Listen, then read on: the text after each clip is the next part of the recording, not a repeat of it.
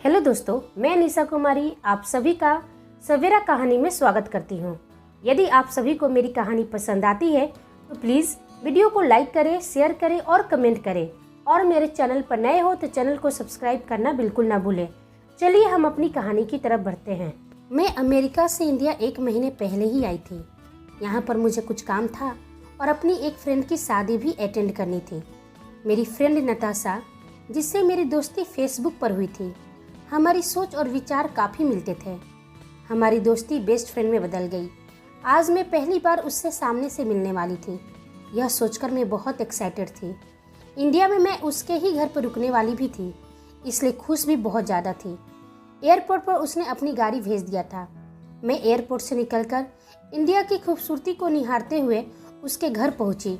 मेरे कार से उतरते ही सभी मेरे आवभगत में लग गए। नताशा आरती की थाल लिए मेरी तरफ बढ़ रही थी। उसे सामने से देखकर मैं बहुत खुश थी, जिसको मैं अपने शब्दों में नहीं बता सकती हूँ। नताशा ने कहा, welcome to India and my home, जो अब यह तुम्हारा भी है। उसकी बातें सुनकर मैं तो उसके गले लग गई। हम दोनों एक दूसरे से ऐसे मिले जैसे एक दूसरे को कई सालों से जानते हैं। सच तो है, 2 साल पहले ही फेसबुक पर हमारी दोस्ती हुई थी। नताशा ने मेरी अपने घर में सभी से परिचय करवाया। सभी से मिलकर मुझे अपनेपन का एहसास हो रहा था। उसके घर के सभी लोग मुझे पहली नज़र में अपना बना लिए थे। तभी उसने कहा, अब चलो तुम्हें सबसे खास व्यक्ति से मिलवाती हूँ। मैंने पूछा, कौन है वो? नताशा बोली, मेरा भाई, हेड ऑफ द हाउस। मैंने पूछा, अच्छा सुन, तेरा दुल्हा कैसा है? फ़ोन पर तो खूब बातें होती होगी। नताशा ने कहा, अब छेड़ो मत, मुझे सभी यही पूछकर मुझे छेड़ते रहते हैं। नताशा अपने भाई से, जो टेरेस पर किसी से फ़ोन पर बात कर रहा था, उससे कहा, भैया यह मेरी फ्रेंड अंबिका है, जिसके बारे में मैंने आपको बताया था। वह मेरी तरफ देखते हुए कहा, hello, I am Shiv, welcome to my home. Thank you. बस यही 2 शब्द हमारे बीच में बात हुई थी और उसको देखते ही मेरा दिल मेरे खिलाफ हो गया। वो वहाँ से चला गया। तभी नताशा ने पूछा, ऐसे क्यों देख रही है मेरे भैया को? मैंने बोला, हाय कितना हैंडसम और चार्मिंग है तेरा भाई। उससे देखते ही मैं अपना दिल हार गई। नताशा बोली, कुछ फ़ायदा नहीं है, कोई लड़की उन्हें पसंद आती ही नहीं है। मम्मी पापा ने कई रिश्ते देखे और कई रिश्ते उनके लिए आए भी, लेकिन मजाल है कि कोई लड़की उन्हें पसंद आ जाए। मैंने मजाक की अंदाज में पूछी, क्यों, तेरा भाई गे है क्या? नताशा ने कहा, वो भी होता तो समझ में आता, लेकिन क्या ही कहूँ, इन्हें तो कोई लड़की पसंद ही नहीं आता है। मैं भी इतराते हुए बोली, ज़्यादा मत सोच, मैं आ गई ना, देखना तेरे भाई को चुटकी बजाते ही पटा लूँगी।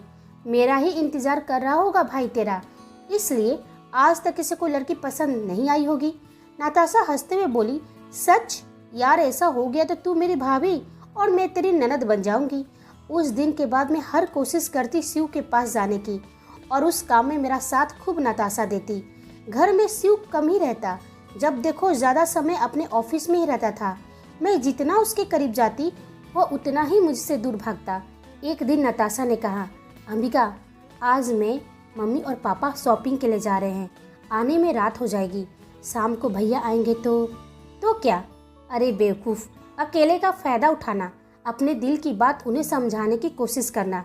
यह सुनते ही मैं खुश हो गई। मैं इंडियन लुक में रेडी होकर शिव का वेट करने लगी।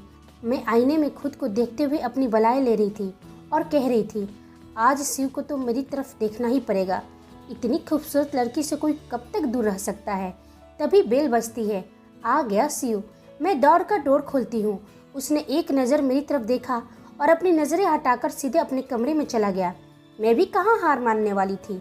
मैंने कुछ प्लेट में स्नैक्स और कॉफ़ी लेकर उसके कमरे में चली गई। वह फ्रेश होकर बाथरूम से निकलते ही पूछा, यहाँ क्या कर रही हो?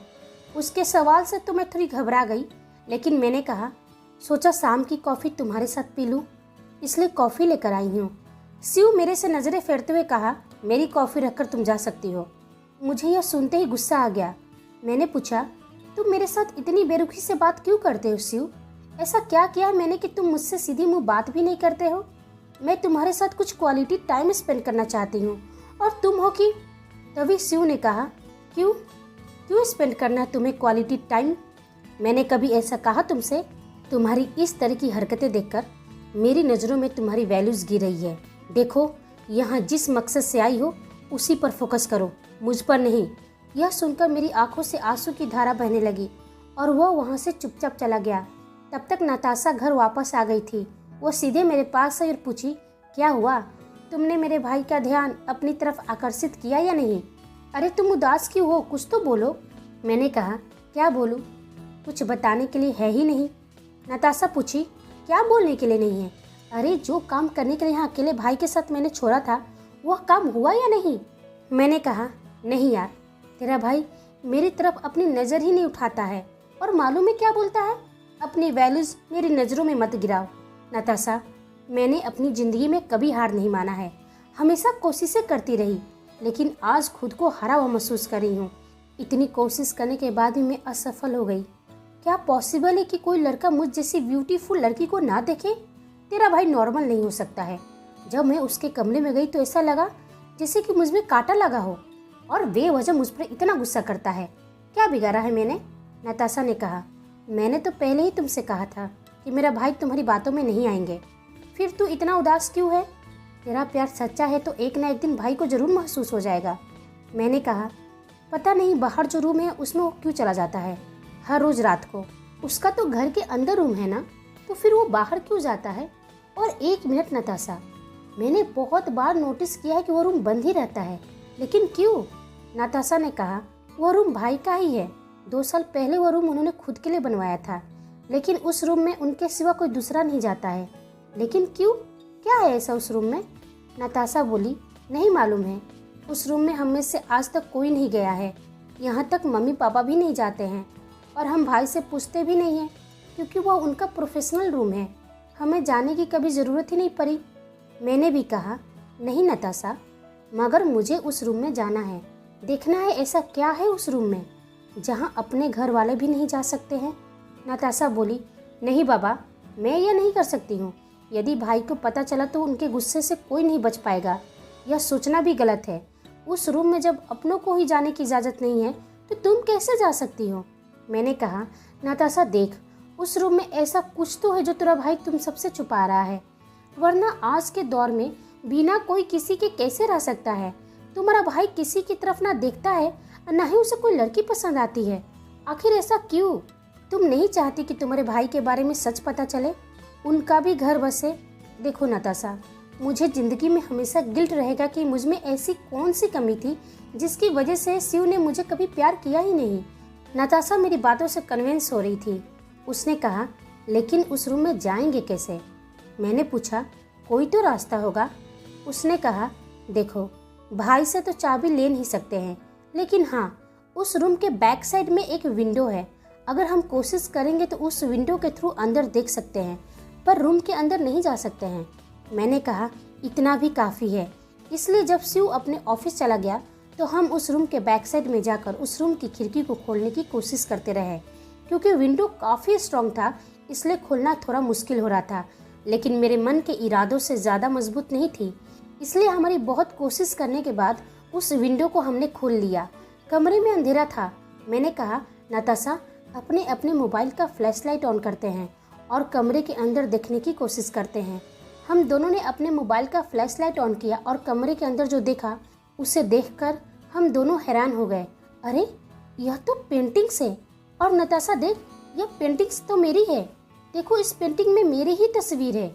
उसने कहा, हाँ यार, यह तो तुम्हारी पेंटिंग्स है, लेकिन भाई ने तुम्हारी पेंटिंग्स बनाकर क्यों रखा है?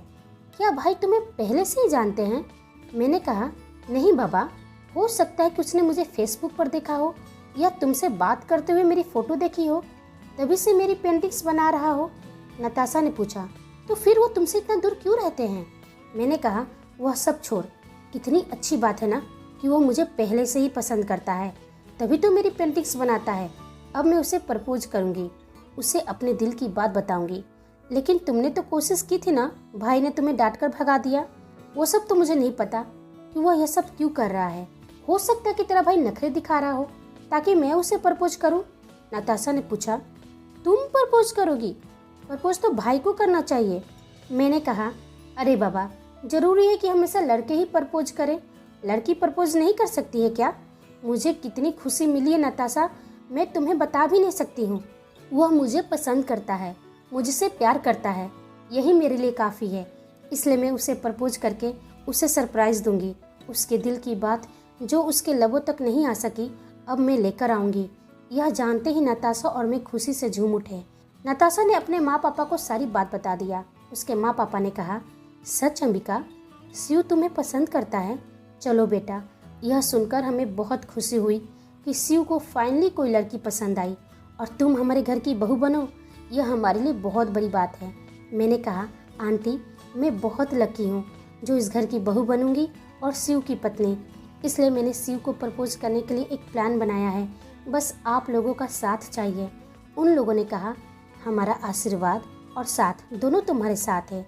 शिव को सरप्राइज़ देने के लिए मैंने और नताशा ने टेरेस को खूब अच्छी तरह से सजाया ताकि रात में मैं शिव को प्रपोज कर सकूं। और मैं रेडी होकर टेरेस पर शिव का वेट करने लगी। रोज की तरह शिव डिनर करके हमेशा टेरेस पर वॉक के लिए आता था, लेकिन आज उसके लिए मैंने सरप्राइज़ तैयार रखी थी। आज उसकी ज़िंदगी की सबसे बड़ी खुशी देने वाली थी, जो उसने उम्मीद भी नहीं किया होगा। रात के करीब 8 बज रहे थे। वह टेरेस पर आ ही रहा था। मैं उसकी कदमों की आहट को सुन सकती थी। मैं बहुत ही ज़्यादा एक्साइटेड थी और उतना ही ज़्यादा मन में बेचैनी भी थी। नर्वस भी थी कि पता नहीं उसका रिएक्शन देखकर मैं अपनी खुशी संभाल भी पाऊंगी या नहीं। यह सारी बातें सोचकर मेरे मन में गुदगुदी सी होने लगी। तभी उसने टेरेस का दरवाज़ा खोला। मैंने उसे कहा, सरप्राइज्ड। वह चारों तरफ अपनी नज़रें घुमाकर देखा तो सिर्फ I love you, I love you, I love you ही लिखे हुए थे। चारों तरफ हार्ट की तस्वीरें, लालटेन।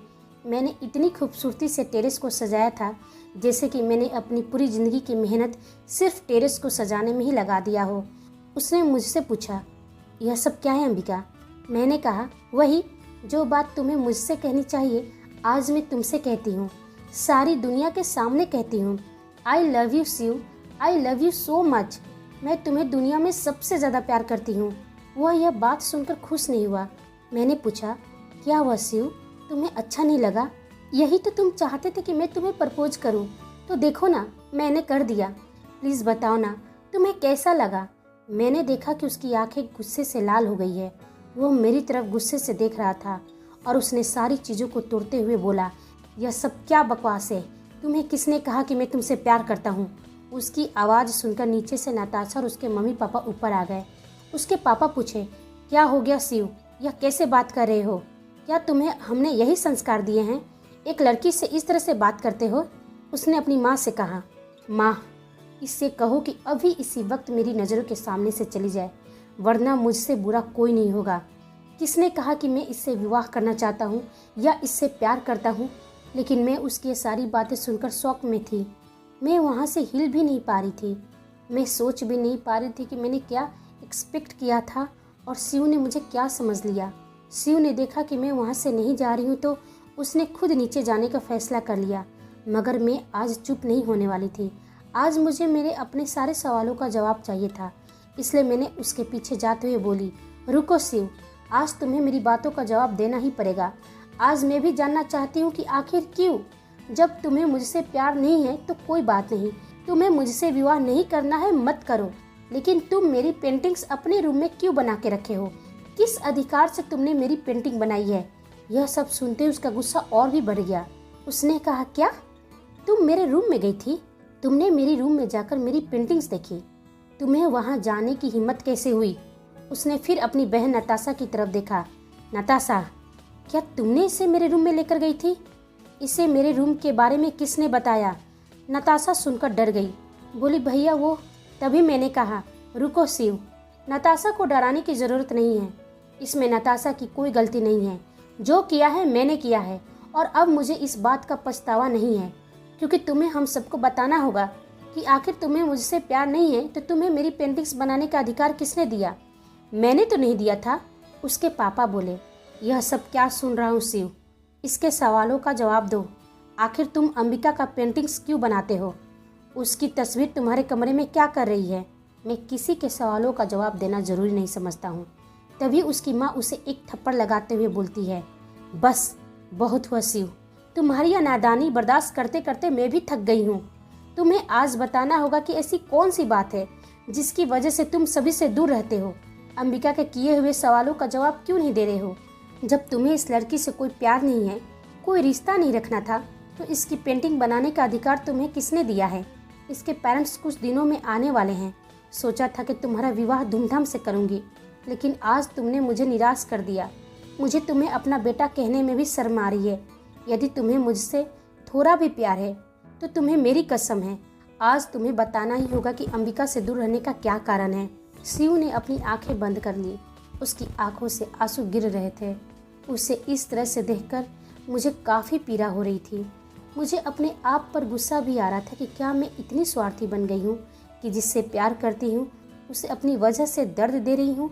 आज मेरी वजह से माँ बेटा झगड़ गए, भाई बहन एक दूसरे के खिलाफ हो गए। नहीं, मैं इतनी स्वार्थी नहीं हो सकती कि मैं अपने प्यार के लिए शिव और उसके परिवार के तकलीफ का कारण बन जाऊं। लेकिन मैं कर भी क्या सकती हूँ? मुझे जो करना था वो गलती मुझसे पहले ही हो गई थी। शिव को रोते हुए देखकर मेरी भी आंखें बिल्कुल भर गई। उसकी पीड़ा को देखकर मुझे काफ़ी दुख होने लगा। काश यह समय रुक जाए, बस किसी तरह उसकी आंखों का आंसू में पोंछ लूँ, उसकी तकलीफ को कम कर दूँ। लेकिन मैं बेबस थी। तभी शिव ने एक लंबी सी सांस ली और कहा, माँ, जिस तस्वीर की आप लोग बात कर रहे हो, जिस पेंटिंग्स की आप लोग बात कर रहे हो, वह पेंटिंग्स अंबिका की नहीं है। यह सुनते ही हम सभी शॉक हो गए कि वह पेंटिंग्स अगर मेरी नहीं है तो फिर किसकी है? शिव ने कहा, माँ, वह पेंटिंग्स मेरी गौरी का है, जिससे मैं बहुत प्यार करता हूँ। यह सुनते ही मेरी कानों को भरोसा ही नहीं हो रहा था कि मैंने शिव के मुंह से क्या सुन लिया। गौरी? गौरी कौन है? गौरी जिसकी शक्ल हूबहू मेरी तरह ही है। मैं गौरी की तस्वीर को खुद की तस्वीर समझने लगी थी। तभी नताशा ने पूछा, आप क्या बोल रहे हो भैया? भला गौरी और अंबिका दोनों का चेहरा सेम टू सेम कैसे हो सकता है? आप कोई झूठी कहानी बना रहे हो। उसने कहा, काश यह झूठ होता, लेकिन नहीं, सच है। वह पेंटिंग्स, वह तस्वीर जो तुम सबने देखा, वो अंबिका की नहीं, मेरी गौरी का है, जिससे मैं बेइंतहा मोहब्बत करता हूँ। तो कहाँ है आपकी गौरी? इन 2 सालों में तो आपने कभी किसी गौरी नाम की लड़की का जिक्र तक नहीं किया। हमें बताना भी जरूरी नहीं समझा। कौन है? कहाँ है? क्या आपको छोड़कर जा चुकी है? उसने बताना शुरू किया। 2 साल पहले माँ, आपको याद है ना, मेरे और पापा के बीच में अनबन हो गई थी। पापा यह चाहते थे कि मैं बिजनेस संभालूं, लेकिन मैं लाइफ में कुछ और ही चाह रहा था। इसलिए उस रात मैं अपने 3 दोस्तों के साथ क्लब में बैठा हुआ था। बात अब 2 साल पहले की है, जहाँ शिव और गौरी की कहानी शुरू होती है। क्लब में शिव का दोस्त संजय उससे कहता है, शिव देख यार, तेरे पापा से तो तेरा अनबन हमेशा की बात है। तेरे पापा चाहते हैं कि तू उनका बिजनेस संभाल, और तू जिंदगी में कुछ और ही चाहता है, और तुझे यह बात पता नहीं है कि तुझे चाहिए क्या। एक काम कर, तुम हम तीनों के साथ हमारे गांव चल, तुझे वहाँ बहुत मजा आएगा, मन भी तेरा लगेगा। शिव ने कहा, नहीं यार, मैं गांव जाकर क्या करूँगा, वहाँ कौन सा मेरे लिए कोई नई मंजिल है। तभी विनय ने कहा, यहाँ रहेगा तो तेरे पापा के साथ तेरा बनने से रहा। तू अपनी जिंदगी में क्या चाहता है सोच ही नहीं पाएगा। हमारे साथ चल, यदि तुझे वहाँ मन नहीं लगेगा तो तू वापस आ जाना, हम भी तो कुछ दिन में वापस आ ही जाएंगे। ठीक है, हमारे गांव में नहीं रहना। संजय का एक फार्म हाउस है जो गांव से थोड़ी दूरी पर है, वहाँ कोई नहीं रहता है, वो फार्म हाउस बंद ही रहता है। वहाँ कुछ दिन रहकर खुद के लिए सोचना कि तुझे ज़िंदगी में करना क्या है, और फिर वापस आ जाना यदि मन नहीं लगेगा तो।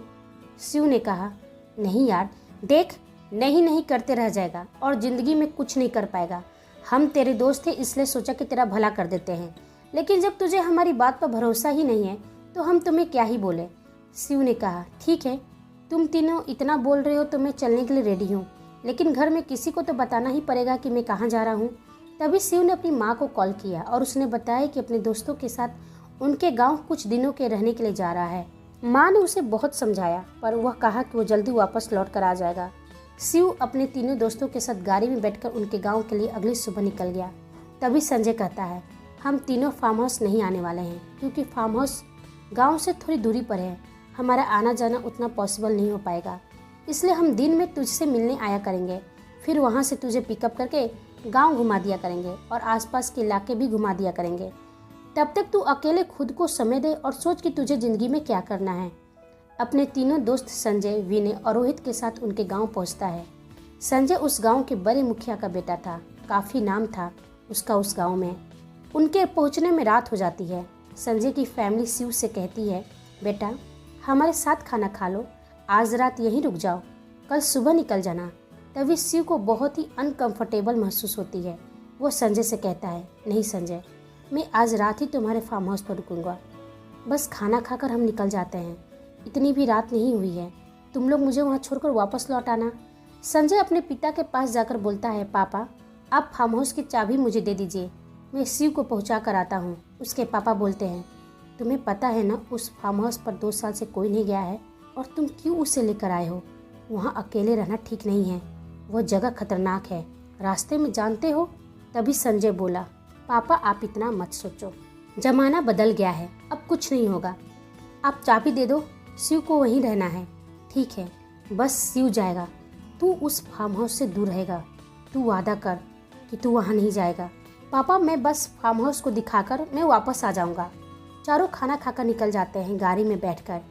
अरे यार तुम तीनों फिर से शुरू हो गए, यहीं पीना शुरू कर दिए, क्या करते शिव? अगर संजय के पापा देख लेते हम तीनों को वहाँ पीते हुए तो बहुत मार पड़ती। और तुम्हें तो पता है यार, हम तीनों खाना खाए और ना पिए तो हमारा पेट ही नहीं भरता है। कम से कम आज रात तो रुक जाते, उधर से तुम तीनों को अकेले ही आना है, कौन गाड़ी चला कर आएगा? डरने की बात नहीं है शिव, यह गांव हमारा है, इसलिए यहाँ पर राज हमारा चलता है। हम तीनों आराम से गाड़ी चलाकर वापस आ जाएंगे, तुम ज़्यादा टेंशन मत लो, बस गाड़ी चलाओ। रास्ते में कुछ दूरी पर एक बहुत ही बड़ा बरगद का पेड़ था। तभी रोहित कहता है, शिव गाड़ी रुको, मुझे थोड़ा हल्का होना है। विनय भी कहता है, हाँ यार मुझे भी हल्का होना है। संजय कहता है, चलो मैं भी तुम्हारे साथ हो लेता हूँ। शिव गाड़ी में ही बैठा रहता है। तीनों हल्का होने के लिए बाहर जाते हैं तो काफ़ी देर हो जाती है। शिव कहता है, ये तीनों क्या कर रहे हैं, वहाँ पर जाकर देखना चाहिए। शिव गाड़ी से उतरकर उनके पास जाता है और वह तीनों वहीं खड़े रहते हैं और आपस में बात करते हैं। तभी शिव पूछता है, क्या हो गया, तुम तीनों इस तरह भूत बनकर क्यों खड़े हो? तभी विनय कहता है, शिव तुम्हें यहाँ कुछ गंध जैसी नहीं आ रही है? बहुत बदबू आ रही है। शिव कहता है, मुझे तो कोई बदबू नहीं आ रही है, मुझे तो यहाँ रजनीगंधा की खुशबू आ रही है। पता नहीं तुम तीनों को बदबू क्यों आ रही है, तुम तीनों ने पी रखा है, एक दूसरे के मुंह की बदबू आ रही होगी। तभी तीनों कहते हैं, सही कह रहा है तू, और चारों अपनी गाड़ी में बैठ जाते हैं। कुछ दूर बाद ही फार्म हाउस आ जाता है। संजय कहता है, शिव वह देखो हमारा फार्म हाउस है, रात लौटने में देर हो जाएगी, इसलिए तुम यहीं से फार्म हाउस चले जाओ। हम तीनों लौट जाते हैं अपने घर, कल सुबह मिलते हैं और फ़ोन करके तुमसे बात भी करते हैं। शिव कहता है, मैं भी काफ़ी थक गया हूँ, इसलिए मुझे भी सोना है। वह तीनों अपने गांव के लिए लौट जाते हैं। शिव फार्म हाउस के अंदर जाता है और काफ़ी थक चुका होता है, इसलिए दरवाज़ा खोलते ही वो सीधे वहाँ जो भी उसे मिलता है उसी पर सो जाता है। सुबह हो जाती है, तभी शिव की आंखें खुलती है तो उसे बहुत ही अच्छा सुगंध आ रहा होता है। वह उठता है तो देखता है कि फार्म हाउस पूरी तरह से साफ सुथरा है। उठकर जाता है और सोचता है कि खुशबू कहाँ से आ रही है, वो भी खाने की। लगता है आसपास कोई खाना बना रहा है। वह उठकर जाता है और तभी देखता है कि किचन में एक लड़की खाना बना रही है। वह उससे पूछता है, कौन हो तुम और यहाँ क्या कर रही हो? वह लड़की उसके तरफ मुड़कर बोलती है, आप उठ गए साहब, मैं आपके लिए नाश्ता बना रही हूँ। आपको यदि कुछ और खाना है तो बता दीजिए, मैं वो भी बना दूँगी। मेरे सवालों का यह जवाब नहीं है, यह बताओ कि तुम कौन हो और यहाँ क्या कर रही हो? मैं यहाँ के केयर टेकर की बेटी हूँ, इस घर की रखवाली और साफ सफाई मैं ही करती हूँ। बड़े साहब ने कहा था कि आप आने वाले हो, इसलिए मैं सुबह ही आ गई ताकि आपके लिए नाश्ता खाना बना दूँ। मगर संजय तो मुझसे ऐसा कुछ नहीं कहा था, उसने तो कहा था कि यहाँ पर कोई नहीं रहता है। हाँ साहब, वो सही कह रहे थे, यहाँ पर उनके परिवार से कोई नहीं आता है, मगर इतने बड़े फार्म हाउस का केयर तो करना पड़ता है। मेरे बापू यहाँ काम करते हैं, लेकिन उनकी तबीयत ठीक नहीं रहती है, इस वजह से यहाँ का काम अब मैं करती हूँ। शिव ने कहा, ओके, लेकिन जब तक मैं यहाँ रहूँगा तुम्हें आने की ज़रूरत नहीं है। नहीं साहब, आप ऐसा मत कीजिए, मेरा घर कैसे चलेगा, मुझे अपने बापू का इलाज। तभी शिव बोला, सुनो, तुम्हारी जो भी पेमेंट बनता है वो मैं दे दिया करूँगा, लेकिन यहाँ आने की ज़रूरत नहीं है। जब मैं यहाँ से चला जाऊँगा तो तुम फिर आकर अपना काम शुरू कर सकती हो। नहीं साहब, मुझे मुफ्त में कुछ नहीं चाहिए, मैं अपने काम का पैसा लेती हूँ, कृपया आप मुझे काम से ना निकालें। मैं घर पर क्या जवाब दूँगी? साहब यह गाँव है, लोग बातें बनाने लगेंगे कि बिना काम के मेरे घर में पैसे कहाँ से आ रहे हैं। प्लीज़ मुझ पर दया कीजिए, मुझे काम से मत निकालिए, मैं आपकी किसी काम में बाधा नहीं बनूंगी, आपको मेरी तरफ से कोई तकलीफ नहीं होगी। लेकिन तुम साहब प्लीज़ मुझे काम से मत निकालिए, मैं आपसे विनती करती हूँ। ठीक है, लेकिन रात होने से पहले तुम यहाँ से चली जाओगी। और हाँ, बिना मुझसे पूछे मेरी चीज़ों को हाथ नहीं लगाना, तभी मैं तुम्हें यहाँ रुकने का इजाज़त दे सकता हूँ। ठीक है साहब, आप जैसा कहेंगे मैं वैसा ही करूँगी। यह संजय मेरा फ़ोन क्यों नहीं उठा रहा है? उसे कब से फ़ोन कर रहा हूँ, बोला था कि सुबह आकर मिलता हूँ। इधर रोहित भी फ़ोन नहीं उठा रहा है। तभी फ़ोन की घंटी बजती है। यह तो विनय का फ़ोन है। हेलो विनय, कहाँ हो यार तुम सब? तुमने कहा था कि दिन में आकर मुझसे मिलोगे, यहाँ तो कुछ भी समझ में नहीं आ रहा है। कहाँ मुझे अकेले छोड़ दिए हो? अरे यार, तुमने ही तो कहा था कि तुम्हें कुछ दिन अकेले रहना है, इसलिए तुम्हें डिस्टर्ब नहीं करना चाहते थे। अगर तू कहेगा तो हम सब आ जाते हैं। ऐसे भी यार, कल से हम सभी बहुत थक चुके हैं, इसलिए आज के दिन रेस्ट कर रहे हैं। कल संजय की माँ ने मंदिर में पूजा रखा है संजय की आने की खुशी में, तो कल तुम्हें लेने के लिए मैं आता हूँ, फिर हम मिलते हैं। कोई बात नहीं यार, तुम सब रेस्ट करो, मैं भी काफ़ी थक गया हूँ, तो मैं भी आज के दिन रेस्ट ही कर लेता हूँ। तभी वो लड़की बोली, सर लंच में क्या खाएंगे? बता देंगे तो लंच रेडी कर दूँगी। शिव ने कहा, कुछ भी बना लो जो तुम्हें बनाने आता है, मैं रेस्ट करने जा रहा हूँ, so don't disturb me. Okay sir. Shiv rest करने चला जाता है अपने कमरे में, लेकिन उसे नींद नहीं आती है। उसको अजीब सी बेचैनी होती है।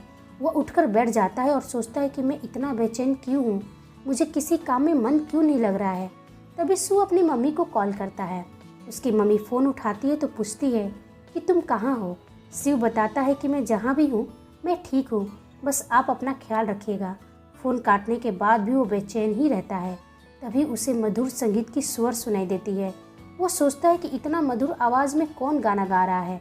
वो अपने कमरे से बाहर आता है तो वह लड़की अपने वीणा की तार पर अपनी धुन को छेड़ रही थी। वह उसके पास जाकर बैठ जाता है। उसकी आवाज़ उसके मन को शीतलता प्रदान कर रही थी। उसकी आवाज़ उसकी बेचैनी को मिटा रही थी। तभी संगीत बंद हो जाती है तो शिव बोल उठता है, चुप क्यों हो गई? गाओ ना, मुझे अच्छा लग रहा था। लड़की उससे कहती है, बस इतना ही था, दोबारा गाऊं साहब? शिव कहता है, नहीं रहने दो, तुम बहुत अच्छा गाती हो। सुनो, तुम गांव में रहकर ये बीना बजाना कहाँ से सीख लिया? मैं जब छोटी थी तो मेरी माँ यह बजाया करती थी। वह नानी घर में सीखी थी, इसलिए उन्होंने मुझे भी सिखाया। मेरी माँ ने अपनी पूरी ज़िंदगी कमाई इस वीणा को खरीदने में लगा दिया था। यह मेरी माँ का है। जब भी मैं निराश या बेचैन होती हूँ तो इसे बजाने के बाद मेरे दिल को बहुत ही सुकून मिलता है। शिव ने पूछा, लेकिन यहाँ क्यों? इसलिए क्योंकि यहाँ पर कोई नहीं है जो मुझे परेशान कर सके। मुझे काफ़ी शांति मिलती है साहब। आप कहें तो मैं आपका लंच लगा दूँ?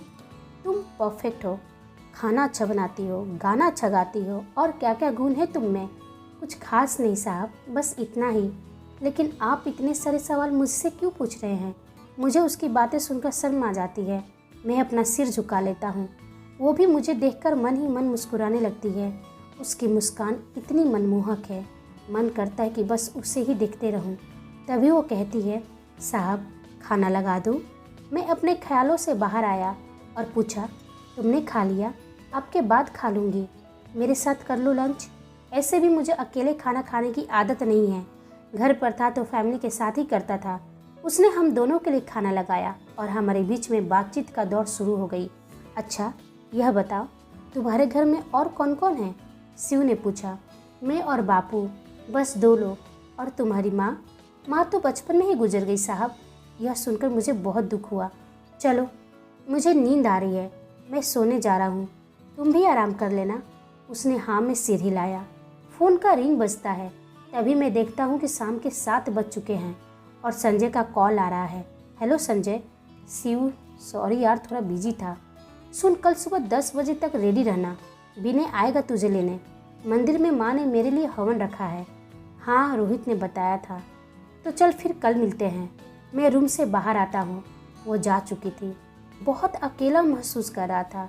अंधेरा घना होते जा रहा था। बाहर देखा तो एक अजीब सी सन्नाटा थी। दूर दूर तक किसी की आवाज़ भी सुनाई नहीं दे रही थी। इस गांव से हटकर संजय के पापा ने क्यों बनाया होगा इस फार्म हाउस को? मैं यही सोच रहा था। लगता है कि फ्री का होगा ज़मीन, तो बना लिया होगा। अच्छा ही तो है, यहाँ शांति भी है और खामोशी भी। मुझे बार बार वो याद आ रही थी। उसकी मधुर आवाज़, मुस्कुराता हुआ चेहरा दिल को सुकून दे रहा था। कुछ देर बाद मोबाइल में टाइम स्पेंड करने के बाद किचन में गया और खाना खाकर सो गया। सुबह हो गई, मैं भी जल्दी जग गया था। वो आ चुकी थी, येलो कलर सूट पहन रखा था, बहुत ही खूबसूरत लग रही थी। साहब, नाश्ते में क्या खाएंगे? आज मार्केट से ताज़ी ताज़ी पालक लाई हूँ, सोचा आपके लिए पालक पनीर बना दूँ। मुझे पालक पनीर बिल्कुल पसंद नहीं है, लेकिन उसे परेशान नहीं कर सकता था, इसलिए कहा हाँ जल्दी करना, मुझे निकलना है और तुम भी आज जल्दी घर चली जाना, आने में मुझे रात भी हो जाएगी। 9 बज चुके थे। विनय गाड़ी का हॉर्न देने लगा। बाहर देखा तो वो आ चुका था। आ रहा हूँ, वेट कर यार। तभी विनय की चीखने की आवाज़ आई। मैंने सोचा कि विनय क्यों चिल्ला रहा है। यह सोचते हुए मैं बाहर आया। वो भागे जा रहा था। अरे विनय रुक, कहाँ भाग रहे हो? मैं उसके पीछे भाग रहा था और संजय को भी कॉल कर रहा था। हेलो संजय, उसे सारी बात बताई।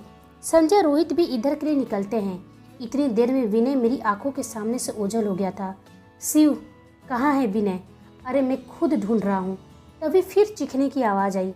हम तीनों उस आवाज़ की तरफ आगे बढ़े। देखा कि विनय दूर कहीं बेहोश पड़ा हुआ है। विनय उठ, क्या हो गया? रोहित ने उसे चेक किया और कहा, यार यह तो मर गया। यह सुनकर हम एक दूसरे को हैरानी से देखने लगे। मैंने विनय का नब्ज चेक किया, उसकी नब्ज बंद हो गई थी। विनय मर चुका था। उसकी आंखें ऐसी फटी थी जैसे उसने बहुत ही भयानक कुछ देखा हो। यह बात पूरे गांव को पता चल गई। पुलिस आई और हम सबसे पूछताछ करने लगी। खुशियाँ मातम में बदल गई। समझ नहीं आ रहा था कि आखिर विनय के साथ हुआ क्या है। संजय और रोहित दोनों शॉक में थे। मैंने उनकी हालत देखकर कहा, संजय मैं आज इधर ही रुक जाता हूँ। नहीं शिव, हम सब यहाँ संभाल लेंगे। पोस्टमार्टम का रिपोर्ट 2 दिन में आ जाएगा तो पता चल ही जाएगा कि विनय के साथ हुआ क्या था। रोहित ने कहा, चलो मैं तुम्हें फार्म हाउस तक छोड़ देता हूँ। मैंने उससे कहा, नहीं यार, तुम यहीं पर रुको, तुम दोनों को विनय की फैमिली को संभालना है। मैं तेरी बाइक लेकर चला जाता हूँ। पूरे रास्ते विनय का वही चेहरा याद आ रहा था। मैं फार्म हाउस पहुँचता हूँ, देखा कि वह अभी तक यहीं पर है। तुम अभी तक गई नहीं, तुम्हें चले जाना चाहिए था। आपको इस तरह से छोड़कर जाना मुझे ठीक नहीं लगा साहब। आपके दोस्त के साथ जो हुआ वह सुनकर मुझे बहुत दुख हुआ। आप रो रहे हो साहब, सब मेरी वजह से हुआ है। ना मैं यहाँ आता, ना विनय मुझे यहाँ लेने आता और ना यह सब होता। इसमें आपकी कोई गलती नहीं थी साहब। प्लीज़ खुद को इतना तकलीफ़ मत दीजिए। वह मुझे रात भर सहारा देती रही और मुझे समझाती रही। मुझे नींद आ गई लेकिन वह जागती रही। 2 दिन बाद विनय का रिपोर्ट आ जाता है। पता चलता है कि उसे हार्ट अटैक आया था। यह सुनकर हम सबको विश्वास नहीं हो रहा था कि इस उम्र में हार्ट अटैक, इस तरह से हार्ट अटैक आना, यह बात मुझे थोड़ा परेशान कर रहा था। लेकिन सच से भाग नहीं सकते थे। विनय के घर वालों का बुरा हाल था, लेकिन संजय रोहित ने उन्हें संभाल रखा था। इस बात को 1 सप्ताह गुजर गया, लेकिन मैं और वह अब एक दूसरे के बहुत करीब आते चले गए। उसके साथ समय गुजारना मुझे अच्छा लगने लगा। हमारे लब तो कुछ नहीं कह पा रहे थे एक दूसरे से, लेकिन आंखें सब बयान कर रही थी। मैंने उससे पूछा, अब तक तुम्हें किसी ने कहा नहीं कि तुम बहुत खूबसूरत हो? यह सुनते ही वो शर्मा गई। हमारे बीच में जो प्यार था वह मर्यादा से बंधा हुआ था। एक दूसरे के करीब होकर भी हम दूर थे। रात का समय था। रोहित ने मुझे कॉल किया। क्या हुआ रोहित, तुम ठीक हो ना? शिव मुझे बचा लो यार, वो मुझे मार। क्या हुआ रोहित? कौन तुझे? फिर फ़ोन कट जाता है। मैंने कई बार ट्राई किया पर नॉन रीचेबल बता रहा था। फिर मैंने संजय को कॉल किया। संजय, रोहित बहुत डरा हुआ था यार। वो कह रहा था कि कोई उसे मार देगा। पूरी बात नहीं हो पाई है, प्लीज़ तुम उसके घर में जाकर देखो ना। संजय ने कहा, ज़्यादा पी रखी होगी उसने। विनय का मौत भूल नहीं पा रहा है, इसलिए उसे सदमा लग गया है। तुम सो जाओ, सुबह मिलते हैं। सच है, कुछ दिन पहले विनय हमारे साथ था। उसकी मौत ने सिर्फ रोहित को ही नहीं, हमें भी बड़ा सदमा दिया था। रोहित के बारे में सोचकर रात भर सो नहीं पाया। सुबह उस बरगद के पेड़ के पास भीड़ थी। मैं दौड़ते हुए गया और जो देखा उसे देखकर मेरी आंखें बंद हो गई। रोहित की मौत? यह सब क्या हो रहा है? पहले विनय, अब रोहित। रोहित की भी आंखें उसी तरह फटी थी जैसे विनय की। अब तो गांव वालों में दहशत फैल गई। आखिर इन मौतों के पीछे वजह क्या है? गांव वाले आपस में ही बात करते हैं। यह जगह ही मनहूस है। जो 2 साल पहले हुआ, उसके बाद अब यह सब। मैं उनके पास जाकर पूछा, क्या हुआ था 2 साल पहले यहाँ? तभी संजय आकर मुझे टोकता है। कुछ नहीं यार, 2 साल पहले यहाँ एक खूंखार गिरोह सक्रिय था। उसी के डर से पापा ने फार्म हाउस बंद कर दिया था, लेकिन पुलिस ने उस गिरोह का पर्दाफाश किया और फिर सब ठीक हो गया। तो क्या कहीं फिर से वो गिरोह सक्रिय तो नहीं हो गया ना? मैंने पूछा। संजय बोला, नहीं नहीं यार, ऐसी बात नहीं है। लेकिन संजय की बात पर मेरा मन भरोसा करने को रेडी नहीं हो रहा था। रोहित की लाश को गांव वाले उठाकर गांव में ले गए। रोहित के घर में रोना धोना मच गया था। यह सब देखकर मेरा मन बहुत व्यथित हो रहा था। ऐसा क्या है जो मुझे समझ में नहीं आ रहा था। मैं मौका देखकर संजय के पापा के पास चला गया। अंकल, आप तो इस गांव के सरपंच हैं। आपका कर्तव्य है कि यहाँ के लोगों की रक्षा करना। फिर आपके ही गांव के 2 लोग ऐसे मर गए और आप खामोश हैं, तो मैं क्या कर सकता हूँ बेटा? भगवान ने जिसको जितना जीवन लिखा है उसे तो यहाँ उतना ही दिन रहना है ना। और फिर यह तो नेचुरल डेथ है, इसमें भला मैं क्या कर सकता हूँ? कई महीनों से मैं खुद इस फार्म हाउस को बेचना चाह रहा था। 2 साल से बंद है। इस भयानक जगह की वजह से यहाँ कोई केयर टेकर भी नहीं रहता है। यह तो संजय ने जोड़ दिया, तो फिर मैं तुम्हें यहाँ रहने की इजाज़त दे दिया। यह सुनते हैं कि वहाँ पर कोई केयर टेकर पहले से नहीं था, मैं हैरान और परेशान हो गया। मेरे मन को एक अजीब सा डर ने घेर लिया। तभी उन्होंने कहा, बेटा तुम भी वहाँ से जल्दी निकल जाओ। इससे पहले कि मैं उन्हें कुछ बताता, वो वहाँ से चले गए। तो फिर वो लड़की कौन है? कहीं जो संजय बता रहा था उसी गिरोह की साथी तो नहीं? नहीं शिव, अब तुम्हें डरना नहीं है। अपने दोस्तों के मौत का रहस्य जानना है, इससे पहले कि किसी और की मौत हो। मैं गुस्से और दुख में गांव से निकलकर सीधे फार्म हाउस पहुँच गया।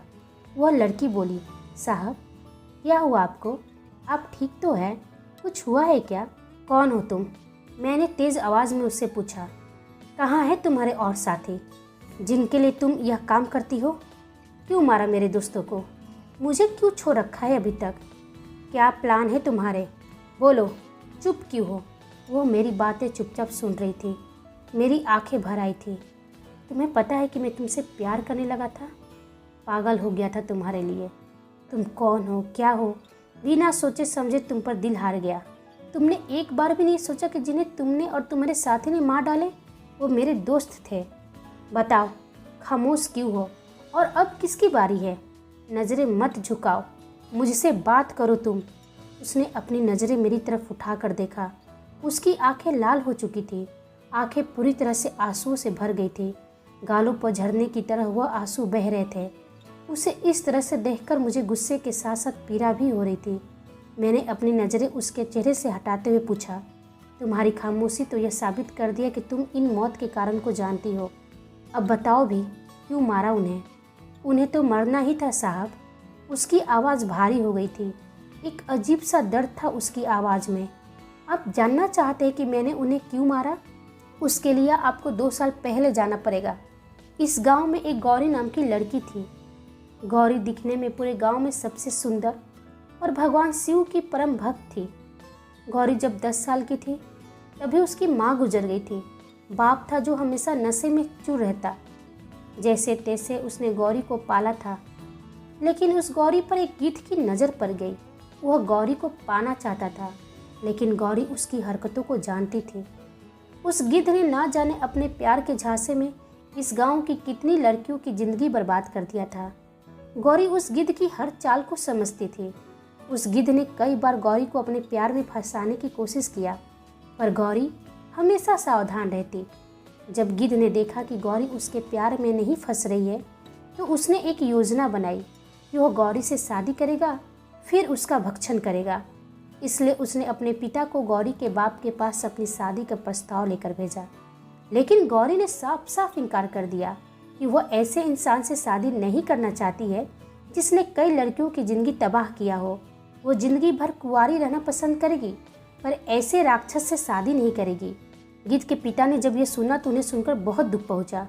उन्होंने अपने बेटे को कहा कि तुम उस लड़की को भूल जाओ। वह लड़की पूरे गांव के सामने तुम्हारा और मेरा अपमान किया है। तुम्हें राक्षस और गिद्ध ना जाने क्या क्या बोल रही थी। हमारी और कितनी बेइज्जती कराओगे। उस गिद्ध की गौरी की बातें सुनकर बहुत गुस्सा आया। उसने सोचा कि उसकी इतनी हिम्मत कि वह मुझे मना कर रही है, मेरी दुल्हन नहीं बनना चाहती है। अभी तक उसने मेरा प्यार वाला रूप देखा है, अब वह मेरी असली रूप देखेगी। उसने ठान लिया कि वह ऐसा सबक सिखाएगा गौरी को कि उसकी रूह तक कांप जाएगी। उस गौरी को खुद उसके सामने शादी के लिए गिड़गिड़ाना पड़ेगा। उसने अपने साथ और 2 गिद्ध को मिलाया जो उसके दोस्त थे। उन तीनों ने प्लानिंग किया कि वो पहले गौरी को बदनाम करेंगे। फिर वो दोनों गिद्ध ने वेश बदलकर रात के सन्नाटे के सहारा लेकर गौरी के घर में घुस गए और रात भर उस गौरी के घर में छुपकर थे। पर गौरी इस बात से अनजान थी। वह तो जानती भी नहीं थी कि उनकी प्लानिंग क्या है। सवेरा हुआ तो दोनों ऐसे सामने आए लोगों के, जैसे कि गौरी ने उनके साथ रात गुजारी हो और वो वहाँ से भाग निकले। गांव वाले बिना सच जाने गौरी के चरित्र पर उंगली उठाने लगे, उसे भला बुरा कहने लगे। देखो, गांव में तो ऐसे भोली बनकर घूम रही थी, इसकी जैसी कोई लड़की है ही नहीं पूरे गांव में। पर देखो, रात में मुंह काला करती है। इसलिए कहते हैं कि घर में माँ बाप का होना बहुत ज़रूरी है। माँ तो बचपन में ही चल बसी, बाप नशे में धूत रहता है। बेटी करे भी तो क्या करे, अपना जीविका चलाने के लिए ही तो ऐसा काम करना पड़ा होगा इसे। जिस महान चरित्र के साथ गौरी घूमती थी, वह चरित्र तार तार हो गई। अपने बापू से कहा कि नहीं बापू, मैंने ऐसा कुछ नहीं किया है। मैं तो जानती भी नहीं कि ये लोग मेरे यहाँ कैसे आए हैं, कौन हैं। लेकिन किसी ने उस पर विश्वास नहीं किया। तभी उनका वो मुख्य गिद्ध बोला कि मैं तो इससे शादी करना चाहता था, इसको सम्मान के साथ अपने घर की बहू बनाना चाहता था। पर देखो, किसके किसके साथ मुंह काला करते फिर रही है। इसको तो थोड़ा सा शर्म भी नहीं है कि अपने गांव के छोरों को छोड़कर दूसरे गांव के छोरों के साथ रातें गुजार रही है। यह सब सुनकर गौरी पूरी तरह से टूट गई थी। उसके बापू ने कहा कि तुम अपनी मौसी के घर चली जाओ, वहाँ जाकर रहो। अब तुम्हारे लिए यहाँ कुछ नहीं बचा है। लेकिन बापू, मैं आपको अकेले छोड़कर नहीं जा सकती हूँ। नहीं बेटा, तुम मेरी चिंता मत कर, मैं यहाँ ठीक हूँ। तू अपनी मौसी के पास जा। जब यहाँ पर सब कुछ शांत हो जाएगा तो मैं तुम्हें वापस यहाँ बुला लूँगा। गौरी ने सोचा कि यही सही है और वह मौसी के घर चली जाएगी। तभी उन तीनों गिद्धों ने बीच रास्ते में उसे पकड़ लिया और उसका मुंह बंद करके हाथ पैर बांधकर इसी फार्म हाउस पर लेकर आए। गौरी चिल्लाई, गिड़गिड़ाई, कहा कि मुझे छोड़ दो, मुझे जाने दो। मैं तुम्हारे गांव की लड़की हूँ, तुम तीनों मेरे साथ ऐसे कैसे कर सकते हो, मुझ पर दया करो। तभी वो दोनों गिद्ध बोल उठे कि तुम्हें पता है तुम्हारे घर में वेश बदल कर कौन आया था? हम ही दोनों थे और हम इसके कहने पर किए थे। और हंसने लगते हैं ठाका मारकर। मुझे छोड़ दो। ठीक है, तुम मुझसे शादी करना चाहते हो ना, मैं तुमसे शादी करने के लिए रेडी हूँ। मैं जीवन भर तुम्हारी गुलामी करूँगी, पर इस तरह से मुझे गंदा मत करो, इस तरह से मुझे मत छुओ। लेकिन उसने कहा कि नहीं, अब नहीं। अब मैं तुम्हें दुल्हन तो छोड़ो, अपना रखैल भी नहीं बनाना चाहता हूँ।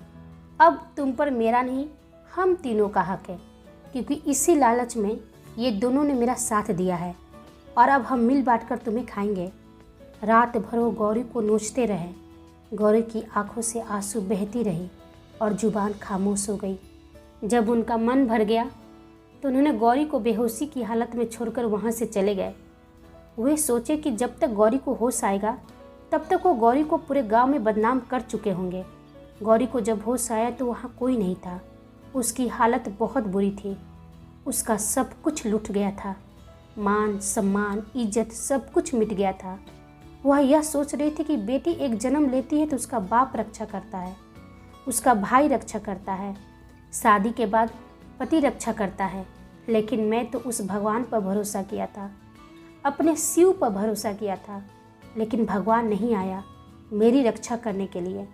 गौरी ने उस विशाल बरगद के नीचे फांसी का फंदा अपने गले में लटका लिया और वह तीनों ने लोगों को यह भरोसा दिला दिया कि गौरी ने अपनी ज़िंदगी से तंग आकर अपनी बदनामी को छुपाने के लिए आत्महत्या किया था। पुलिस भी इस बात को आसानी से मान गई। उस गौरी की आत्मा मुक्त नहीं हो पाई। वह अपने भगवान शिव के पास जाकर उसने वरदान मांगा कि तब तक उसकी आत्मा मुक्त नहीं होगी जब तक वह तीनों गिद्धों को मार नहीं देती है। भगवान शंकर ने उसकी प्रार्थना को स्वीकार कर लिया और वह मुक्त नहीं हो पाई। लेकिन वह तीनों अपने गांव को छोड़कर जा चुके थे। तब से गौरी उन तीनों का इंतजार कर रही थी, क्योंकि उसे विश्वास था कि वो तीनों कभी ना कभी अपने गांव जरूर लौटेंगे। और उस दिन वह तीनों 2 साल बाद लौट आए। क्या यह सब गौरी की आत्मा कर रही है? तो फिर मेरे दोस्त क्यों? विनय और रोहित ने उसका क्या बिगाड़ा था? कहाँ है गौरी की आत्मा? क्यों नहीं बताती हो? कौन थे वो जिन्होंने गौरी के साथ इतना घिनौना काम किया था? गौरी ने उन तीनों गिद्धों में से 2 गिद्ध को मार चुकी है साहब। एक गिद्ध अभी तक बचा है जो इन सब का मुखिया था। क्या कह रही हो तुम? तुम्हारा कहने का क्या मतलब है? कहाँ है गौरी? गौर से देखो साहब, गौरी आपको दिखाई देगी। मैंने चारों तरफ देखा, मुझे कोई नहीं दिखाई दिया। तभी उसका विकराल रूप देखकर, उसके चेहरे का तेज देखकर, उसके चेहरे पर गुस्सा देखकर मैं डर गया। हाँ, मैं ही गौरी हूँ, मैं ही हूँ गौरी। और वो तीनों गिद्ध आपके तीनों दोस्त हैं। मैं तो उन्हें उसी वक्त मार दी होती जब वे तीनों उस रात इस तरफ आ रहे थे, लेकिन उन तीनों के साथ आपको देखकर मैं रुक गई। जब आपने कहा कि आपको रजनीगंधा की फूलों की महक आ रही है तो मेरा दिल रोम रोम से भर गया, क्योंकि रजनीगंधा का फूल मुझे बहुत प्रिय था। आपका दिल बहुत साफ है, आप बहुत ही अच्छे इंसान हो। मैं समझ गई कि आपको इन तीनों की असलियत नहीं पता है, वरना आप जैसा अच्छा इंसान इन तीनों का दोस्त नहीं हो सकता है। मैं ना चाहते हुए भी आपके पीछे पीछे आ गई। भूल गई थी कि मैं एक आत्मा हूँ। आपके साथ रहना अच्छा लगने लगा। आपकी आंखों में अपने लिए प्यार और सम्मान देखकर मैं कुछ नहीं कह पाई। मैं तो यह भी भूल गई थी कि मैं यहाँ क्यों आई हूँ। भगवान शिव ने मुझे यहाँ किस मकसद से छोड़ा है। उसकी आंखों में नफरत और गुस्सा झलक रहा था। उसके दिल की पीड़ा को मैं महसूस कर पा रहा था। मन कर रहा था कि उसे गले लगाकर उसकी पीड़ा को कम कर दूं और उसकी नफरत को शांत कर दूं, लेकिन मैं वहीं पर बुत बनकर खड़ा रहा। मेरी आंखें भर आई। गौरी को मैं इतने दिनों से लड़की समझकर प्यार कर रहा था, लेकिन वह गौरी तो एक रूह थी, ऐसी रूह जो 2 सालों से तड़प रही हो, अपने बदले की आग में जल रही हो।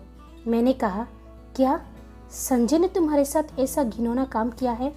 हाँ, आपका प्रिय दोस्त संजय ने मेरे साथ ऐसा किया है। वह इंसान नहीं है साहब, वह राक्षस है। ऐसा राक्षस जो इंसान के भेष में पता नहीं अब तक कितनी लड़कियों की जिंदगी बर्बाद कर चुका होगा।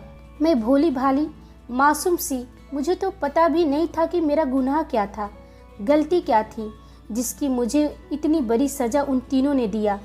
पर अब नहीं, 2 तो गए साहब, उसे मार कर मैं हमेशा के लिए मुक्त हो जाऊंगी। मैंने उसे कहा, नहीं गौरी, तुम मुझे छोड़कर नहीं जा सकती हो। मैं तुम्हें संजय को नहीं मारने दूंगा और ना ही तुम्हारी आत्मा को मुक्त होने दूंगा। मेरी तरफ देखो गौरी, मेरा क्या कसूर है कि मुझे तुमसे प्यार हो गया। पागलों की तरह तुम्हें चाहता हूँ गौरी। इतने दिन तुम्हारे साथ रह रहा हूँ, एक पल के लिए मुझे महसूस नहीं हुआ कि मैं एक आत्मा के साथ रह रहा हूँ, और अब तुम यह सब कह रही हो कि तुम अपना बदला लेकर हमेशा के लिए मुझे छोड़कर चली जाओगी। लेकिन मैं तुमसे पूछता हूँ, क्यों किया तुमने मेरे साथ ये सब? क्या तुमने मुझे धोखा नहीं दिया? तुमने मुझे किस बात की सजा दी है गौरी? तुम मुझे इस तरह से छोड़कर नहीं जा सकती हो, क्योंकि मैं तुम्हें जाने ही नहीं दूंगा। उसने कहा, यहाँ पर रहने के लिए कौन आया है साहब? एक दिन तो सबको यहाँ से जाना ही है। बस कोई अपनी मर्जी से चला जाता है तो कोई भगवान की मर्जी से। मुझे भी जाना ही होगा, लेकिन उससे पहले मैं संजय को मारूंगी। तभी मुझे बाहर से संजय की आवाज़ आई। संजय की आवाज़ सुनते ही गौरी अपनी असली रूप में आ गई। इतना भयानक रूप मैंने गौरी का पहले कभी नहीं देखा था। उसकी मासूमियत रौद्र रूप ले लिया था। उसकी आंखें बड़ी बड़ी हो गई थी, आंखों में खून उतर गया था। मैं जल्दी से बाहर आया। मैंने कहा, संजय तुम यहाँ? वो बोला, यहाँ से चलो, तुमसे कुछ ज़रूरी बात करनी है शिव। संजय सुनो, मैं सब जान चुका हूँ कि तुम लोगों ने जो किया था। संजय गुस्से में पूछता है, क्या किया था हमने? तुम किसकी बात कर रहे हो? अब तुम भाग नहीं सकते हो संजय। अच्छा यही होगा कि तुमने जो किया है उसकी सजा तुम्हें मिलनी चाहिए। तुम खुद को कानून के हवाले कर दो। गांव वालों को सारा सच बता दो कि तुम और तुम्हारे दोस्तों ने गौरी के साथ क्या किया था। संजय ने सारी बातें सुनकर चौंक जाता है और घबराते हुए कहता है, गौरी? कौन गौरी? किसकी बात कर रहे हो तुम? मैंने एक लंबी सांस लिया और बोला, देखो संजय, गौरी की आत्मा यह सब कर रही है। वह तुम्हें नहीं छोड़ेगी। यदि खुद को बचाना चाहते हो तो गांव वालों को सारा सच बता दो और खुद को कानून के हवाले कर दो। तुम्हारी जान तो कम से कम बच जाएगी। अच्छा, तो तुम्हें यह सारी बातें गौरी की आत्मा बता रही है। चलो बढ़िया है, लेकिन तुम इतने भोले कैसे हो शिव? तुमने ऐसा कैसे सोच लिया था कि मैं खुद को कानून के हवाले कर दूंगा? जो गौरी जीते जी मेरा कुछ नहीं बिगाड़ सकी, वह मरने के बाद क्या मेरा बिगाड़ लेगी। और तुम्हें जब सारा सच पता चल ही गया है तो चलो तुम्हें एक और सच बता देता हूँ। सच यह है कि तुम्हें यहाँ पर लाने का मकसद मेरा कुछ और ही था। दरअसल मेरे पापा इस फार्म हाउस को बेचना चाहते थे, लेकिन इस जगह का मनहूस होने की वजह से कोई इसे खरीदना नहीं चाहता था। तभी मैंने सोचा कि यही मौका है, तुम्हें यहाँ पर लाके रखूं। कुछ दिन तुम यहाँ रहोगे तो लोगों में विश्वास हो जाएगा कि जगह मनहूस नहीं है। लेकिन तुम्हारे आने के बाद यहाँ पर चीज़ें और ख़राब हो गई। रोहित और विनय की मौत ने सभी में दहशत पैदा कर दिया। मेरा शक उसी दिन गहरा हो गया था जब रोहित मरा था और तुम्हें कुछ नहीं हुआ, तो समझ गया कि यह सब उस गौरी की आत्मा ही कर रही है। लेकिन अब उसको मुक्त करने का समय आ गया है और उसका उपाय भी मैं अपने साथ लेकर आया हूँ। लेकिन अब तुम्हें भी मरना होगा शिव, क्योंकि तुम मेरा सच जान चुके हो और इस तरह से तुम्हें छोड़ना अब मेरे लिए बहुत खतरनाक हो जाएगा। सॉरी दोस्त, तुम्हें मारने का तो मेरा जी नहीं कर रहा है, लेकिन मेरी मजबूरी को समझो। मेरे चेहरे पर एक मीठी सी मुस्कान आ गई और मैंने कहा, मैंने तुम्हें क्या सोचा था संजय, और तुम क्या निकले। तुम मुझे मारोगे, कोई बात नहीं। अगर तुम मुझे मार सकते हो तो मार लो, लेकिन अब तुम यहाँ से नहीं जा सकते हो और गौरी का कोई कुछ नहीं बिगाड़ सकता, क्योंकि जिस गौरी पर खुद भगवान शिव का कृपा हो, उस गौरी का तुम जैसा शैतान क्या बिगाड़ लेगा। संजय ठाका मारते हुए बोला, भगवान शिव, वो भगवान जो उसकी इज्जत भी नहीं बचा सका और अब उसकी रूह को बचाएगा। उसकी रूह को हमेशा के लिए कैद कर दूंगा, उसे उसी तरह तड़पाऊंगा जैसे उस वक्त वह तड़प रही थी जब मैंने और मेरे दोस्तों ने उसका शिकार किया था। बहुत मज़ा आया था उस दिन उसको उस हालत में देखकर। यह बात तुम्हें मैं बता भी नहीं सकता हूँ शिव। यह सुनते ही मेरी आंखों में गुस्सा भर आया। मैं अपनी मुट्ठी को बंद करके उसके ऊपर जैसे ही मारने के लिए किया, तभी वहाँ पर संजय का परिवार और गांव वाले पहुँच गए। उनके साथ एक तांत्रिक भी था। वह तांत्रिक गौरी की रूह को काबू करना चाह रहा था, लेकिन मैं ऐसा होने नहीं दे सकता था। मैंने उस तांत्रिक से बोला, यदि तुमने ऐसा कुछ भी किया तो पूरे गांव को गौरी के प्रकोप से कोई नहीं बचा सकता है, क्योंकि गौरी तो मुक्त नहीं होने वाली है। उसे वरदान मिला है कि जब तक वह संजय को मारेगी नहीं, तब तक उसकी आत्मा मुक्त नहीं होगी। मैंने गांव वालों से कहा, आप लोगों को पूरा सच जानने का अधिकार है। क्या आप लोग नहीं जानना चाहते कि आपके गांव की लड़की गौरी के साथ क्या हुआ था? जो सच आप लोगों को पता होनी चाहिए, वह सच को दबाने की कोशिश हो रही है। आप यह मत समझिए कि यह तांत्रिक गौरी को काबू कर लेगा, क्योंकि गौरी को कोई काबू नहीं कर सकता है। गौरी की आत्मा इतनी भयानक हो गई है कि वो अब किसी को नहीं छोड़ेगी। तभी संजय मुझे रोकते हुए मेरे ऊपर प्रहार करता है। मेरा और संजय के बीच में हाथापाई शुरू हो गई। तांत्रिक उधर अपना काम शुरू कर दिया था। गांव वाले यह सब देख रहे थे। तभी गौरी की आत्मा फार्म हाउस से बाहर आ गई। उसका रूप देखकर सभी लोग डर गए, लेकिन तांत्रिक अपना काम किए जा रहा था। गौरी अब डरने वाली नहीं थी। वह तांत्रिक को सभी के सामने उसका गर्दन मरोड़कर मार देती है। अब वह संजय की तरफ बढ़ रही थी। तभी गांव वाले उसे कहते हैं, रुको गौरी, तुम इस तरह से हमारे गांव के लोगों को नहीं मार सकती हो।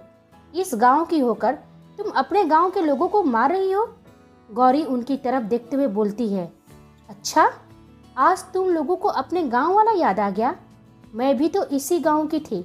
जब कुछ लोगों ने मेरे चरित्र पर उंगली उठाया था, तब तुम लोगों का यह अपनापन, यह हमदर्दी कहाँ गया था? गांव वालों की नजरें झुक गई थी। सभी गांव वाले ने उससे कहा, हमें माफ कर दो गौरी, ऐसा तुम्हारे साथ क्या हुआ था गौरी, हमें बताओ। तभी गौरी उन्हें सारा सच बताती है। गांव वाले और संजय के माता पिता की नज़रों में आंसू आ गए थे। उनकी नज़रें शर्म से झुक गई थी। तभी संजय के माता पिता गौरी के सामने हाथ जोड़ते हुए बोलते हैं, मेरे बेटे को छोड़ दो गौरी, इसने जो किया था वह तो माफ़ी के लायक नहीं है, लेकिन इसे कानून सजा देगा। तुम इसे छोड़ दो गौरी, इसे जीवित छोड़ दो। गौरी उन्हें लात मारते हुए कहती है, मैं छोड़ दूँ? अरे तुम जैसे माँ बाप ही तो अपने बच्चे को बिगाड़ कर रखा है। अपने बच्चों का पाप, गुनाह और गलती को छुपाते हो और उनके किए गुनाहों की सज़ा उन्हें सही समय पर नहीं देते हो। ऐसे माँ बाप खुद अपने बच्चे को बर्बाद होने का कारण बनते हैं। मैं इसे नहीं छोड़ूंगी। जब इसको मुझ पर दया नहीं आई तो मैं इस पर दया क्यों करूं? गौरी ने संजय को उसकी गर्दन से पकड़ा और वहीं बरगद के पेड़ पर जिंदा लटका दिया। संजय वहीं तड़प तड़प कर मर गया। संजय के माता पिता और गांव वाले कुछ नहीं कर सके। आज सभी बेबस थे, लेकिन गौरी का बदला पूरा हो चुका था। वह शांत हो गई थी। वह अपने सामान्य स्थिति में आ गई थी। गौरी ने कहा, अब यह गांव मेरे प्रकोप से बाहर है। अब यहाँ अगर किसी ने किसी भी लड़की के साथ गलत व्यवहार किया तो उसका अंत भी इसी तरह से ही होगा। अपने बच्चों को अच्छा संस्कार दीजिए ताकि वो लड़कियों की, औरतों की इज्जत करे। जिस दिन अपने बच्चों की गलतियाँ माता पिता छुपाने लगते हैं, उसी दिन से वो अपने बच्चों के लिए मौत बुनने लगते हैं। गांव वाले वहाँ से चले गए, लेकिन मैं वहीं पर गौरी को देख रहा था। गौरी अपना चेहरा मेरी तरफ करते हुए मुझे देख रही थी और मैं उसे देख रहा था। हम दोनों की आंखें एक दूसरे को देखकर भर आई थी। दिल तड़प उठा था। अब वो समय आ गया था कि हम दोनों को अब अलग होना पड़ेगा। गौरी ने कहा, शिव, मैं जानती हूँ कि तुम मुझसे बहुत प्यार करते हो। सच कहूँ तो मैं भी तुमसे बहुत प्यार करती हूँ। काश तुम 2 साल पहले मेरी ज़िंदगी में आए होते तो शायद आज मैं जिंदा होती। लेकिन तुम ज़्यादा सोचना मत। ज़िंदगी किसी के लिए नहीं रुकती है, तुम भी नहीं रुकना। मैं जहाँ भी जाऊँगी वहाँ पर तुम्हारा इंतज़ार करूँगी। इस जन्म में नहीं मिल सके तो क्या हुआ, अगले और नहीं तो किसी न किसी जन्म में हम दोनों जरूर मिलेंगे। गौरी, तुम मुझे छोड़कर नहीं जा सकती हो। प्लीज़ रुक जाओ मेरे लिए। मुझे कोई फ़र्क नहीं पड़ता है कि तुम रूह हो या आत्मा हो। मैं हमेशा तुमसे प्यार करता रहूँगा। मुझे कुछ नहीं चाहिए तुम्हारे सिवा। लोग तो शरीर से प्यार करते हैं और मैंने रूह से ही प्यार कर लिया है। गौरी ने मेरी हाथ को अपने हाथ में थामते हुए बोली, यह पल हम दोनों के लिए आसान नहीं है शिव। काश इस पल को मैं रोक पाती, यह समय यहीं ठहर जाता, लेकिन इसका हकीकत से कोई वास्ता नहीं है। तुम मुझसे वादा करो कि तुम अपनी लाइफ में नहीं रुकोगे, इस पल को यहीं छोड़कर आगे बढ़ जाओगे, अपनी लाइफ में हमेशा खुश रहोगे। मुझसे वादा करो शिव। मैंने कहा, तुम भी तब वादा करो कि मुझे छोड़कर कहीं नहीं जाओगी, हमेशा मेरे दिल में मेरी रूह बनकर रहोगी। हमारा प्रेम कभी कम नहीं होगा एक दूसरे के प्रति। यह संभव नहीं है शिव, मुझे जाना होगा। तुम क्यों नहीं समझते? हम नियति के खिलाफ नहीं जा सकते हैं। हमारा प्रेम हमेशा अमर हो जाएगा, लेकिन मुझे तुम्हारी इजाज़त चाहिए ताकि मैं तुम्हारे प्रेम के बंधन से मुक्त हो सकूं। शिव, गौरी के तो कई रूप होते हैं। मुझे पूरा विश्वास है कि कोई न कोई एक रूप अपने शिव को ढूंढ ही लेगा। मेरा दिल भारी हो गया था। उसका हाथ मेरे हाथों से धीरे धीरे छूट रहा था।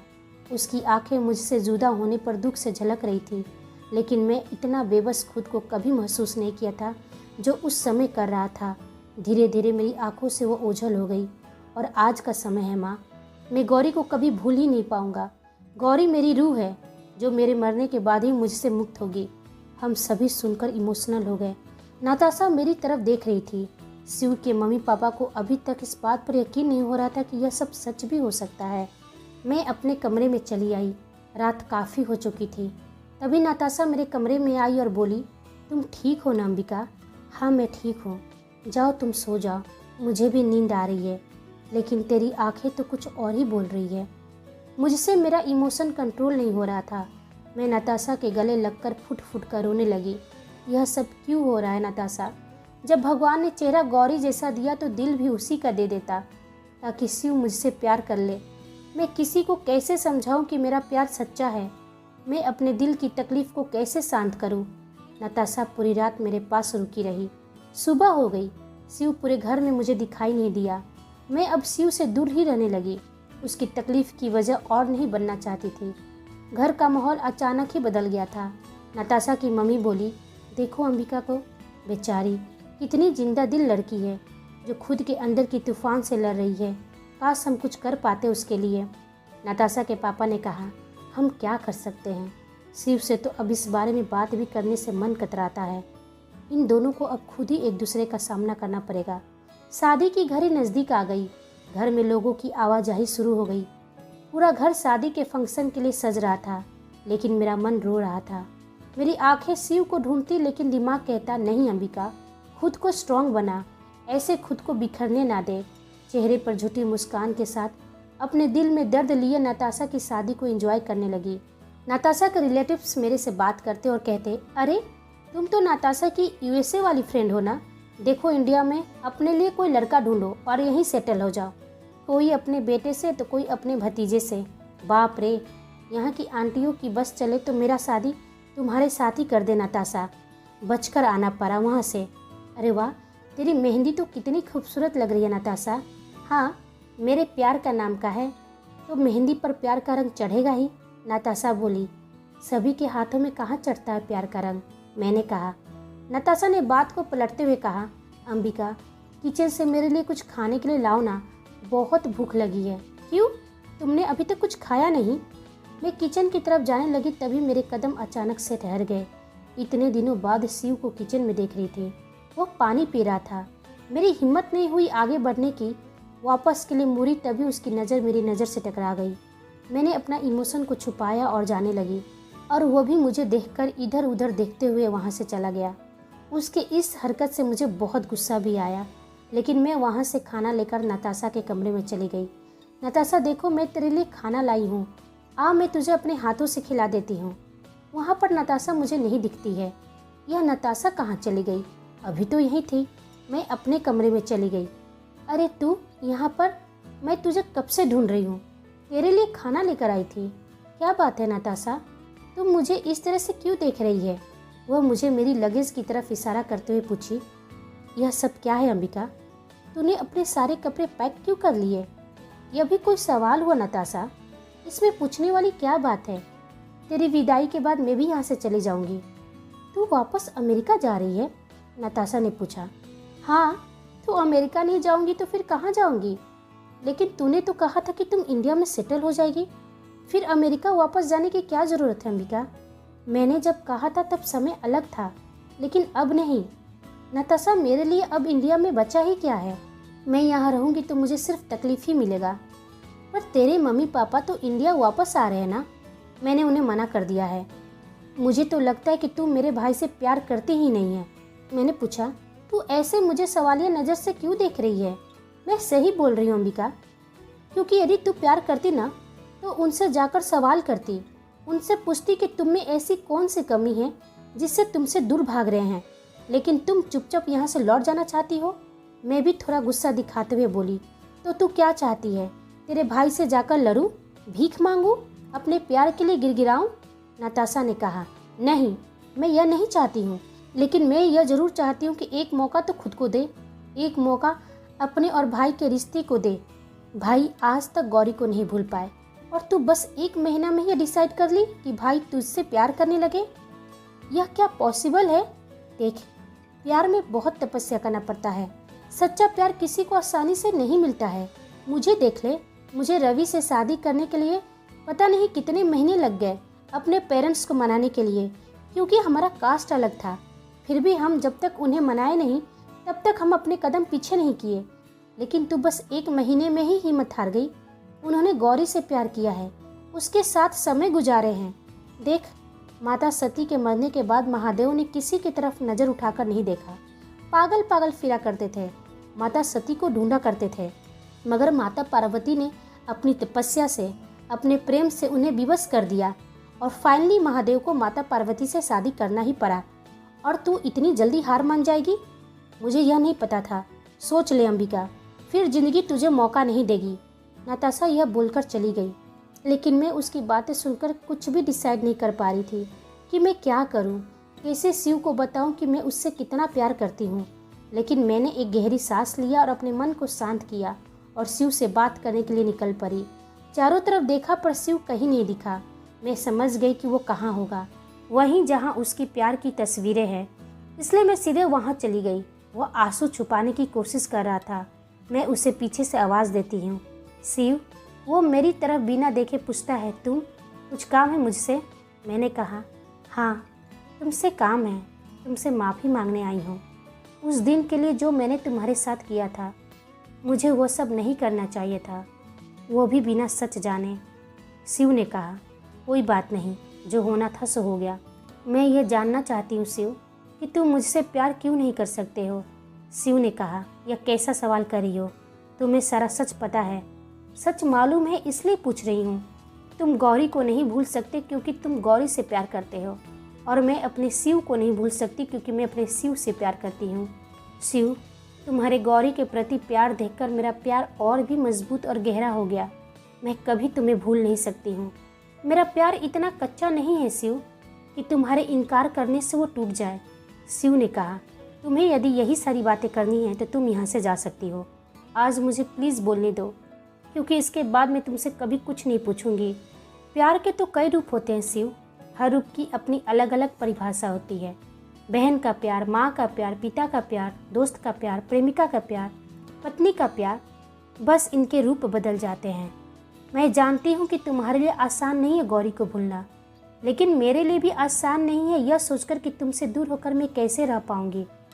मैं यह नहीं कहती कि मैं मर जाऊंगी तुम्हारे बिना, पर हाँ, बहुत कठिन होगा। जिस तरह तुम्हें गौरी का प्यार नहीं मिला, उसी तरह से मुझे मेरे शिव का प्यार नहीं मिला। मैं हमेशा के लिए वापस जा रही हूँ अमेरिका। मैं कभी वापस नहीं आऊँगी, लेकिन हाँ, तुम्हारे प्रति मेरा प्यार कभी कम नहीं होगा। तुमसे एक सवाल करती हूँ शिव, आई होप कि तुम मुझे मेरे सवाल का आंसर दे पाओगे। शिव, एक बात बताओ, क्या रुक्मणी से शादी करने के बाद कृष्ण का राधा के प्रति प्रेम कम हो गया था, या पार्वती से शादी करने के बाद महादेव का सती के प्रति? सारी दुनिया जानती है कि नहीं, ना ही कृष्ण का प्यार बदला था, ना ही महादेव का प्यार बदला था। बदला था तो सिर्फ प्रेम का रूप।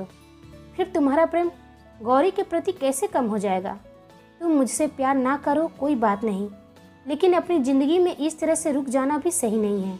गौरी कभी नहीं चाहती होगी कि तुम इस तरह से उसका इंतज़ार करो, अपनी ज़िंदगी को ऐसे ही बर्बाद करो। ज़िंदगी में उस प्यार को ढूंढो शिव, जो सिर्फ और सिर्फ तुम्हारा है, जिससे प्यार करके तुम्हें खुशी मिले। ज़िंदगी बहुत लंबी है शिव, और ज़िंदगी में आगे बहुत कुछ है, जिसे ढूंढना तुम्हें ही है। मुझे यकीन है कि सच्चा प्रेम अपने सच्चे प्रेम को एक न एक दिन ढूंढ ही लेता है, और तुम्हारा सच्चा प्रेम तुम्हें एक दिन जरूर ढूंढ लेगा। अंबिका की बातें सुनकर शिव को गौरी की याद आ गई। गौरी ने भी तो उसे ऐसा ही कुछ कहा था। उसकी आंखें गौरी की याद से भर गया। उसे अंबिका की बातें बार बार गौरी की याद दिला रही थी। मुझे तुमसे बस इतना ही कहना था शिव, हमेशा के लिए तुमसे विदा ले रही हूँ। मुझे यकीन है कि हमने साथ में जो भी समय काटे हैं, चाहे वो समय तुम्हारे लिए ज़्यादा खूबसूरत नहीं होगा, लेकिन वह समय मेरे लिए बहुत खूबसूरत था। मैं उन पलों को अपने दिल में सजाकर अमेरिका वापस जा रही हूँ। तुम्हारे आगे की जर्नी के लिए मैं हमेशा दुआ करूँगी कि तुम्हें ज़िंदगी में हर खुशी मिले। मैंने यह सारी बातें वहाँ से कहकर चली आई। नताशा बाहर खड़ी होकर मेरी बातें सुन रही थी, तो मैंने देखा कि नताशा के चेहरे पर स्माइल थी कि मैंने उसकी बात मानकर एक लास्ट कोशिश किया है, और मैं नीचे चली आई। तभी नताशा अपने भाई के पास में, भैया, आपसे गौरी ने ही कहा था ना कि गौरी का कोई ना कोई रूप अपने शिव को ढूंढ लेगा। वो सच्चा प्रेम अंबिका है भैया, उसे जाने मत दीजिए, वरना आप जिंदगी भर पछताओगे। गौरी की भी आत्मा कभी सुखी नहीं रह पाएगी कि उसका शिव ने उसके रूप को नहीं पहचाना। अगले दिन बारात आ गई। नताशा इतनी खूबसूरत लग रही थी जैसे हर दुल्हन अपनी शादी के दिन लगती है। मैं भी बहुत खुश थी कि मैंने अपने मन की हर बात शिव से कह दिया है। मेरे मन को एक सुकून मिल गया था, शांति मिल गई थी। शादी संपन्न हो गई। नताशा अगले दिन विदा भी हो गई। अब मेरे जाने की बारी थी, लेकिन नताशा कुछ ही घंटे बाद वापस आ गई, रवि के साथ मुझसे विदा लेने के लिए। सभी को प्रणाम करके सभी से अच्छे से मिलकर मैं विदा होने के लिए रेडी हो गई थी। मैं जैसे ही जाने की हुई तो किसी ने मेरा हाथ पकड़ लिया। जब पीछे मुड़कर देखा तो शिव था। उसने कहा, ऐसे ही जाओगी? जिस चीज़ की तलाश में यहाँ आई थी उसे छोड़कर चली जाओगी? मैंने पूछा, मतलब क्या है? उसने कहा कि अंबिका, यह सच है कि मैं कभी गौरी को भूल नहीं सकता हूँ। गौरी की जगह किसी को नहीं दे सकता हूँ, लेकिन मैं पूरी कोशिश करूँगा कि एक अच्छा पति बन सकूँ, तुम्हारे प्यार के साथ इंसाफ कर सकूँ। यह सुनकर मुझे तो भरोसा ही नहीं हुआ। वहाँ पर सभी लोग शिव की बातें सुनकर खुशी से पागल हो रहे थे। नताशा तो जैसे झूमने लगी हो। मेरी आंखों में आंसू आ गए, मेरा मन भर आया। मैंने कहा, नहीं शिव, मुझे गौरी का स्थान नहीं चाहिए। मैं तो अपना खुद का जगह बना लूँगी। गौरी तुम्हारी प्यार थी और रहेगी। मैं तो पत्नी के रूप में तुम्हारा प्यार चाहती हूँ, और मुझे कुछ नहीं चाहिए। मैं तुमसे बहुत प्यार करती हूँ। मैं उसके गले लग गई। गले लगाकर वो मुझे ज़ोर से पकड़ लिया। तभी सभी लोग हमें देखकर इधर उधर अपनी नज़रें घुमा लिए। फिर हमें होश आए कि हम तो अपने परिवार के बीच में हैं, और आज का दिन है कि मैं शिव की पत्नी और शिव मेरा पति है। हम दोनों का प्रेम भी उसी तरह अमर रहेगा जैसे शिव और गौरी का प्रेम। गौरी आज भी हमारे बीच में है और हमेशा रहेगी, क्योंकि उसका प्रेम अमर है, ना मिटने वाली दास्तान है। आप सभी को मेरी कहानी सुनने के लिए धन्यवाद।